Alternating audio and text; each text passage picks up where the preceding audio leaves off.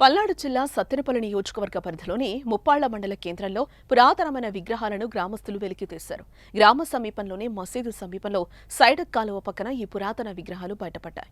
అయితే ఈ విగ్రహాలు చోళరాజు కాలం నాటి పురాతనమైన విగ్రహాలుగా తెలుస్తోంది. వీటిలో పడగవిప్పిన నాగేంద్ర స్వామి, గొల్లభామ విగ్రహాలు ఉన్నాయి. అయితే వీటిని వేరే చోటుకు తరలించి ప్రాణప్రతిష్ఠ చేయాలని స్థానికులు నిర్ణయం తీసుకున్నారు. ఇదే విషయంపై వేణుగోపాల స్వామి గుడి అర్చకులు శ్రీనివాసాచార్యులను సంప్రదించారు. పురాతనమైన విగ్రహాలు బయటపడటంపై అర్చకులు శ్రీనివాసాచార్యులు స్పందించారు. ఇవే చాలా పురాతనమైన విగ్రహాలని, అందుకే వేద పండితులను పిలిపించి శుభముహూర్తాన వాటిని ప్రాణప్రతిష్ఠ చేయాలని అన్నారు. ఇక వీటిపై మరికొందరు స్పందించారు. తమ తాతల కాలం నుండి ఈ విగ్రహాలు ఇక్కడే ఉండేవని, గ్రామస్తులందరూ విగ్రహాలను పూజించేవారని అన్నారు.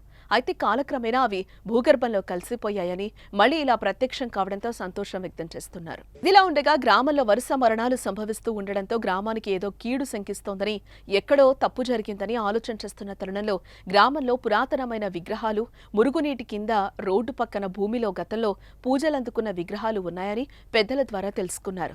దీన్ని అపవిత్రంగా భావించి అక్కడ తవ్వగా భూమికి 10 అడుగుల లోతులో పడగవిప్పిన నాగేంద్రస్వామి, గొల్లభామ విగ్రహాలు బయటపడ్డాయి. ఈ విగ్రహాలను శాస్త్రోక్తంగా వెలికితీసి పునఃప్రతిష్ఠ చెయ్యాలని నిర్ణయించుకున్నట్లు గ్రామ శ్రేయస్సు కోరుకునే గ్రామస్తులు నిర్ణయం తీసుకున్నారు.